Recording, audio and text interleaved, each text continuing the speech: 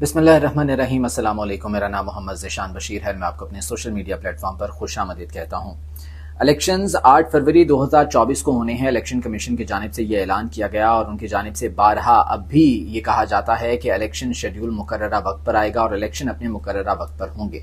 Chief justice साहब की जानिब से ये कहा गया था कि अब इसमें कोई अभाम नहीं रहना चाहिए कि इलेक्शंस बर वक्त होंगे, 8 फरवरी को होंगे। इस पर कोई दोबारा बात ना करे, कोई शक शुबहात का इजहार ना करे। हमें चीफ जस्टिस साहब ने ये कह दिया था और उसके बाद हमने ये मान लिया था कि ये अभाम अब खत्म हो गए हैं, तमाम शक शुबहात अब दूर हो गए हैं। इलेक्शंस 8 फरवरी 2024 को ही होंगे। लेकिन एक के बाद एक चीजें ऐसी सामने आ रही हैं जिनसे ये शक शुबहात दोबारा से जन्म ले रहे हैं। अब ये हम नहीं कहते कि इलेक्शंस नहीं होंगे, हम तो ये कहते हैं कि इलेक्शंस वक्त पर होने चाहिए। अगर चीफ जस्टिस ने कह दिया तो इलेक्शंस होंगे, अदालत के अहकामात पर अमल दरामद होगा। लेकिन जब एक के बाद एक एपिसोड, कोई ऐसी चीज, कोई ऐसा बयान सामने आता है तो दोबारा से ये शक शुबहात जन्म लेने लगते हैं। अब एक नहीं, दो नहीं, 3 शख्सियात और बड़ी अहम शख्सियात के बयानात सामने आए हैं और इन बयानात को जब इंटरकनेक्ट करते हैं तो हमें पता चलता है कि एक ग्रेटर प्लान पर काम हो रहा है। वो ग्रेटर प्लान है इलेक्शंस के इल्तवा के हवाले से। अब उसमें कितना कामयाब होंगे और चीफ जस्टिस क्या उसमें कोई रखना डालेंगे या नहीं, ये तो अब वक्त ही बताएगा। इस हवाले से मैं आपको बताऊंगा आज के वो ग्रेटर प्लान कौन सा है और क्या घिनौना मंसूबा बनाया जा रहा है, किन शख्सियात के बयान सामने आ रहे हैं। नंबर 2, हम ये बात करेंगे कि इमरान खान के लिए इंसाफ का पैमाना और है और नवाज शरीफ के लिए इंसाफ का पैमाना और है। पाकिस्तान के निज़ाम अदल ने, अदालती निज़ाम ने एक बार फिर से ये साबित कर दिया है कि ये पैमाने, ये जो तराजू है, ये बराबर नहीं है। एक के लिए मयार कुछ और है, दूसरे के लिए कुछ और है। इमरान खान के खिलाफ 2 फैसले आए हैं और दोनों फैसले ही पता चलता है एक आम शख्स जो कि कानून के बारे में कुछ ना जानता हो, अलिफ बे ना जानता हो, वो भी ये कह सकता है कि ये इमरान खान को इसमें निशाना बनाया गया है, ये इंतकामी कार्रवाई का निशाना बनाया गया है। कौन से 2 फैसले हैं, उस हवाले से बात करेंगे। नंबर 3, मैं आपको बताऊंगा राना सनाउल्लाह का ये बयान सामने आया कि जी जो नवाज शरीफ को सजा दी गई थी वो एक मजाक था और जज ने घर आकर माफी मांगी थी और ये तमाम चीजें हुई थी। लेकिन वो जज कौन से थे और उनके साथ फिर नून लीग ने क्या सलूक किया था, यहां तक कि उन्हें कब्र में उतार दिया उस जज को नून लीग ने, वो क्या मामला था और हक़ाइक़ क्या थे, उस बारे में बात करेंगे। इसके साथ साथ कुछ और अहम खबरें हैं। सनम जावेद के वालिद का एक बहुत जज्बाती पैगाम सामने आया है। जिस तरह से सनम जावेद को निशाना बनाया जा रहा है, उन्हें रिहा किया जाता है, फिर पकड़ लिया जाता है, नजरबंद कर दिया जाता है, तो इस हवाले से कुछ बात करेंगे। गुफ्तगू का आगाज करते हैं। गुजारिश सबसे पहले यही करूंगा कि चैनल को सब्सक्राइब कर लीजिए। अगर आप फेसबुक पर देख रहे हैं तो पेज को फॉलो कर लीजिए और अपनी राय का इजहार जरूर कीजिएगा। कमेंट्स में ज़रूर बताइएगा कि आप को ये वीडियोस कैसी लग रही हैं और अगर कोई इसमें बेहतरी हम ला सकते हैं तो उस बारे में भी आप ज़रूर बताइएगा और लाइक और शेयर भी ज़रूर कर दीजिएगा। गुफ्तगू का आगाज़ करते हैं। एक ग्रेटर प्लान पर काम हो रहा है। वो ग्रेटर प्लान क्या है, वो इंतखाबात के इल्तवा के हवाले से है। मैंने गुज़िश्ता व्लॉग में बात की थी। हाजी गुलाम अली जो कि गवर्नर हैं केपी के, उनके जानिब से एक बयान सामने आता है कि खैबर पख्तूनख्वा के कुछ हिस्से, कुछ इलाके, कुछ शहर ऐसे हैं जहां पर इलेक्शन मुहिम चलाना मुश्किल नहीं बल्कि नामुमकिन है। साथ ही साथ वो ये भी कहते हैं कि हम नहीं चाहते कि वोटर वोट डालने के लिए जाए और वापस न आए। अमन अमान की सूरत हाल इंतहाई संगीन हो चुकी है। ये बयान उनकी जानिब से सामने आया और इसके साथ साथ उन्होंने ये कहा था कि मैं सूबाई हुकूमत से ये कहूंगा कि वो इलेक्शन कमीशन से मुतालिबा करे कि यहाँ पर इलेक्शंस करवाने के फैसले पर नजर सानी की जाए। ये गवर्नर केपी हाजी गुलाम अली कह रहे हैं। वो कौन है? वो मौलाना फजलुर रहमान के समधी हैं जो ये बात कर रहे हैं। अच्छा, उसके बाद मौलाना फजलुर रहमान का बयान भी अब आ गया। मौलाना फजलुर रहमान ने मियां नवाज शरीफ से मुलाकात की थी और उस मुलाकात के हवाले से यकीनन काफ़ी डिटेल सामने आ गई थी। सदर बनने के हवाले से अपनी ख्वाहिश का इजहार किया था मौलाना फजलुर रहमान ने, लेकिन जब वो बेल मंडे नहीं चढ़ी तो उसके बाद अब मौलाना फजलुर रहमान प्रेस कॉन्फ्रेंस करते हैं जाके और ये कहते हैं कि जी 2 सूबों में अमन अमान की सूरत हाल इंतहाई मखदूश है। 2 सूबों में जो सिक्योरिटी हालात हैं वो इंतहाई ख़राब हैं। यहाँ पर इलेक्शन मुहिम चलाना मुमकिन नहीं है। साथ ही वो ये बयान देकर सच्चे भी हो रहे हैं कि हम ये नहीं कहते कि इलेक्शन इल्तवा में चले जाएं, इलेक्शन मुलतवी हो जाएं, हम इलेक्शन के लिए तैयार हैं, लेकिन यहाँ पर इलेक्शन मुहिम चलाना मुमकिन नहीं है और इलेक्शन कमीशन इस बारे में मामले पर जो है वो गौर करे। ये कह रहे हैं मौलाना फजलुर रहमान और 2 सूबों के हवाले से, केपी और बलूचिस्तान के हवाले से वो ये बात कर रहे हैं। और उनकी इसी बयान को अच्छा, यहाँ पर मौलाना फजलुर रहमान ने ये भी कहा کہ یہ لنڈی کوتل کا انہوں نے ذکر کیا، ضیاء خان کا ذکر کیا، لکی مروت، بنو، ان علاقوں کا ذکر کرتے ہوئے مولانا فضل الرحمان نے کہا کہ یہاں پر رات کے وقت مسلح افراد سڑکوں پر آ جاتے ہیں۔ بھئی وہ کون سے مسلح افراد ہیں جو سڑکوں پر آ جاتے ہیں؟ مسلح افراد سڑکوں پر آ جاتے ہیں، پولیس یہاں پر سیکیورٹی اداروں کے اہلکار ہوتے نہیں ہیں، سیکیورٹی اداروں کے اہلکار دن کے وقت آتے ہیں۔ یہ مولانا فضل الرحمان کی جانب سے پریس کانفرنس میں بیان سامنے آیا۔ اچھا، ان کے اسی بیان کی تردید کرنے کی بجائے اس کو سیکنڈ کون کر رہا ہے؟ نگران وفاقی وزیر داخلہ سرفراز بگٹی صاحب، وہ یہ کہتے ہیں کہ مولانا کا بیان کافی حد تک درست ہے، امن و امان کی صورتحال چیلنج بنتی جا رہی ہے۔ نگران وفاقی وزیر داخلہ جن کا یہ کام ہے کہ امن و امان کی صورتحال کو بہتر رکھیں، ان کا اور کام کیا ہے؟ الیکشن کروانا، جب تک الیکشن نہیں ہوتے تب تک یہ تمام تر معاملات کو کنٹرول میں رکھنا، لیکن وہ اس میں بھی ناکام ہے۔ خود وہ اپنے منہ سے یہ ایکسپٹ کر رہے ہیں کہ گزشتہ 9 ماہ میں ٹی ٹی پی فیکٹر کی وجہ سے دہشت گردی میں 78% اضافہ ہوا ہے، 78% کا اضافہ وہ خود اپنے منہ سے یہ مان رہے ہیں کہ اس میں اضافہ ہوا ہے، اور ساتھ ہی ساتھ وہ کہتے ہیں کہ مولانا کی بات خاصی حد تک درست ہے، امن و امان ایک بہت بڑا چیلنج ہے۔ تو بھئی یہ چیلنج ایکسیپٹ کیوں نہیں کرتے آپ اس چیلنج کو ایکسیپٹ کریں، امن و امان کی صورتحال بہتر کریں۔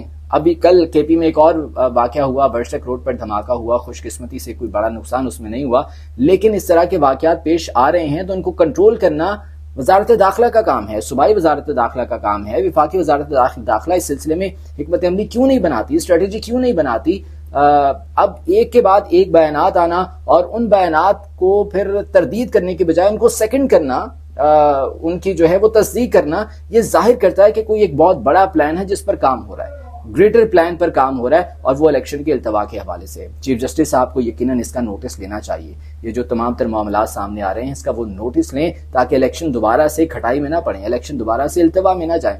دوسری طرف سیکیورٹی کی کمی کا بہانہ بھی الیکشن کمیشن کی جانب سے بنایا جا رہا ہے۔ وہ یہ کہتے ہیں کہ جی منسٹری آف ڈیفنس نے بتانا ہے کہ ہمیں سیکیورٹی اہلکار کس طرح سے اور کتنے مہیا کیے جا سکتے ہیں موجودہ صورتحال میں۔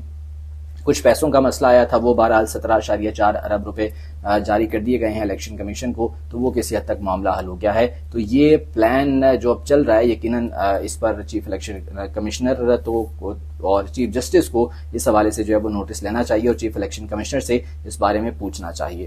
اچھا، عدالت کے 2 بڑے فیصلے آئے ہیں اور وہ دونوں فیصلے جو ہے وہ یہ ظاہر کرتے ہیں کہ عمران خان کو کس طرح سے انتقامی کارروائیوں کا نشانہ بنائے گا۔ ایک فیصلہ تو الیکشن کمیشن سے آیا، توہین الیکشن کمیشن اور توہین چیف الیکشن کمشنر کا یہ کیس تھا فواد چودھری اور عمران خان کے اگینسٹ۔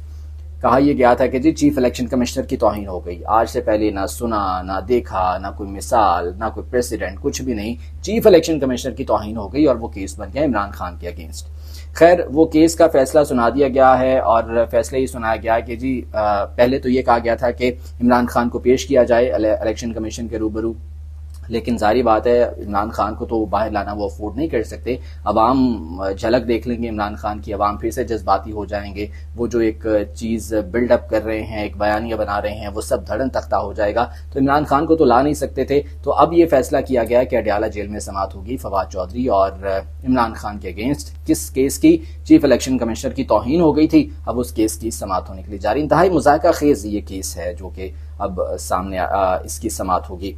دوسری طرف توشہ خانہ ریفرنس کے فیصلے کے خلاف عمران خان کی اپیل واپس لینے کی درخواست مسترد کر دی گئی ہے۔ اسلام آباد ہائی کورٹ کے جسٹس عامر فاروق صاحب کی جانب سے یہ فیصلہ سنایا گیا۔ جسٹس عامر فاروق وہی ہیں جن کے حوالے سے پہلے بھی پی ٹی آئی اور عمران خان اپنے تحفظات کا اظہار کر چکے ہیں، کافی دفعہ وہ یہ کہہ چکے ہیں کہ جی پی ٹی آئی کے یا عمران خان کے کیسز عامر فاروق صاحب کے سامنے نہیں لگانے چاہیے، نہیں جانے چاہیے، انہوں نے عدم اعتماد کیا تھا، لیکن اب ایک بار پھر سے انہوں نے یہ فیصلہ سنایا ہے۔ اچھا، اب اس کی جو ٹائم لائن ہے وہ بڑی امپورٹنٹ ہے، بڑی انٹرسٹنگ بھی ہے، میں آپ کو بتاتا ہوں۔ عمران خان کے خلاف 21 اکتوبر 2022 کو توشہ خانہ ریفرنس میں فیصلہ آیا تھا، عمران خان کو نااہل کیا گیا تھا، میاں والی کی سیٹ سے کہا گیا تھا کہ عمران خان نااہل ہو گئے ہیں۔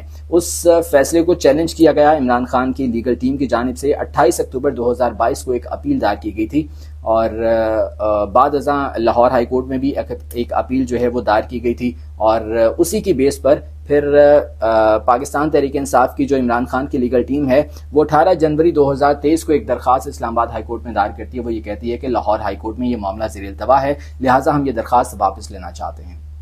یہ درخواست کب دائر ہوئی تھی واپس لینے کی؟ 18 جنوری 2023 کو، یعنی کہ اس سال کے شروع میں۔ اور اس پر تقریباً 10.5 ماہ سماعت جاری رہی، 10.5 ماہ پیشیاں اس پر کی گئیں، یہ سماعتیں جاری رہیں۔ حالانکہ یہ وہ معاملہ ہے جس میں جو لوگ قانون کو جانتے ہیں یا جو بیٹ رپورٹرز ہیں جو کہ کورٹ رپورٹنگ کرتے ہیں، ان کا یہ کہنا ہے کہ یہ وہ معاملہ ہے درخواست واپس لینے کا جو میکسیمم یہ بھی میں انتہا بتا رہا ہوں کہ 2 سماعتوں کے بعد یہ معاملہ اس کا فیصلہ آ جاتا ہے، اس کو حل کر دیا جاتا ہے، لیکن یہاں پر 10.5 ماہ سماعتیں کی گئیں۔ 10.5 ماہ سماعتوں کے بعد 13 ستمبر 2023 کو یہ فیصلہ محفوظ کیا گیا، اور وہ فیصلہ کب سنایا گیا؟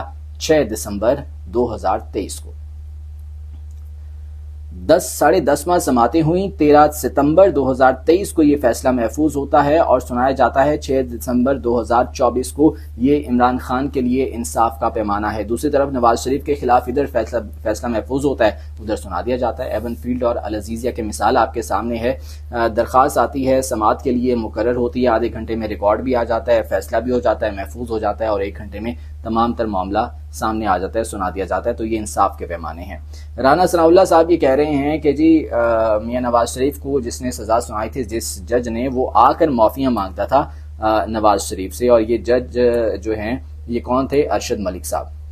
اب ارشد ملک صاحب کے حوالے سے عوام بہت اچھے طریقے سے جانتے ہیں، رانا ثناء اللہ صاحب تو شاید بھول گئے ہیں، تو ان کی یاد دہانی کے لیے کہ ارشد ملک مرحوم کے خلاف مریم نواز کی جانب سے پروپیگنڈا شروع کیا گیا تھا۔ ان کی ویڈیو کس نے لیک کی؟ مریم نواز نے۔ اس کا فیسیلیٹیٹر کون تھا؟ ناصر بٹ، جو کہ میاں نواز شریف کے انتہائی قریبی ہیں۔ اس پر لاہور ہائی کورٹ کی جانب سے باقاعدہ تحقیقات کروائی گئی تھی، 13 صفحات پر مشتمل ایک انکوائری رپورٹ سامنے آئی تھی، جس میں باقاعدہ طور پر نام دیے گئے تھے کہ مہر ناصر جنجوعہ اور ناصر بٹ کے ساتھ ارشد ملک رابطے میں تھے جس وقت یہ فیصلہ سنایا گیا تھا۔ اور اس کے بعد پھر یہ عمرے پر جاتے ہیں، وہاں پر جا کر حسین نواز سے ان کی ملاقات ہوتی ہے۔ پھر ارشد ملک نے خود سے یہ تسلیم کیا، یہ مانا کہ انہیں 500 ملین کی آفر کی گئی تھی، رشوت کی آفر کی گئی تھی۔ یہ اس انکوائری رپورٹ میں بتایا گیا، جو کہ کی گئی تھی لاہور ہائی کورٹ کی جانب سے، انکوائری کروائی گئی تھی ارشد ملک کے حوالے سے۔ پھر رانا ثناء اللہ صاحب یہ کہہ رہے ہیں کہ جی معافیاں مانگتے تھے اگر میاں نواز شریف سے۔ بھئی اگر معافیاں مانگتے تھے تو پھر آپ انہیں رشوت کیوں آفر کر رہے تھے؟ اگر وہ معافیاں مانگتے تھے تو پھر کیوں حسین نواز کیوں ملاقات کر رہے تھے؟ اسے ناصر بٹ کیوں بار بار ان سے ملتے تھے؟ تو یہ حقائق کچھ اور ہے۔ رانا ثناء اللہ حقائق کو مسخ کرنے کی کوشش کر رہے ہیں، اور ارشد ملک مرحوم جو کہ اس دنیا سے چلے گئے ہیں، اب ان کے نام پر یہ سیاست کی جا رہی ہے۔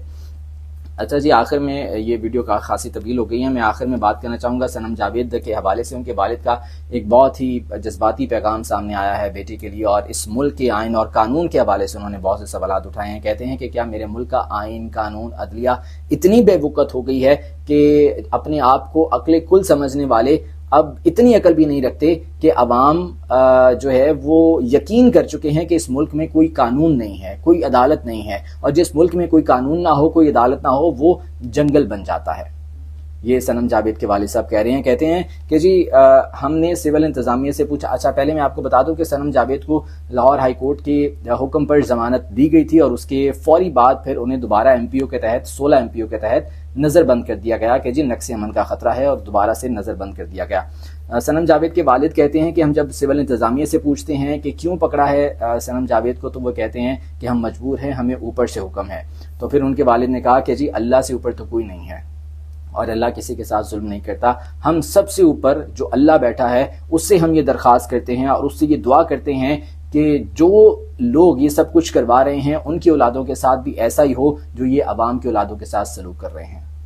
انتہائی جذباتی پیغام اپنی بیٹی کے حوالے سے، وہ اس درد کے ساتھ جو پیغام آتا ہے نا، اس درد کے ساتھ جو ایک بات نکلتی ہے دل سے، وہ سیدھی عرش تک جاتی ہے۔ تو یہ دعا کر رہے ہیں صنم جاوید کے والد اپنی بیٹی کے لیے۔ ایک باپ کا ایک بہت ہی جذباتی پیغام اپنی بیٹی کے لیے سامنے آیا، اور اس سے بھی زیادہ سخت الفاظ استعمال کیے جا رہے ہیں مختلف حلقوں میں۔ مختلف لوگ جن کے پیارے ابھی بھی غائب ہیں، جو کہ مختلف جھوٹے کیسز میں بند ہیں اور ایک کے بعد ایک کیس میں انہیں ملوث کر دیا جاتا ہے، وہ اس سے بھی زیادہ سخت الفاظ استعمال کر رہے ہیں۔ میرے خیال سے وہ سخت الفاظ میں دہرا نہیں سکتا، یقیناً آپ لوگوں کو بھی پتہ ہوں گے۔ آج کے ولاگ سے مجھے اجازت دیجیے، اللہ نے کے بان۔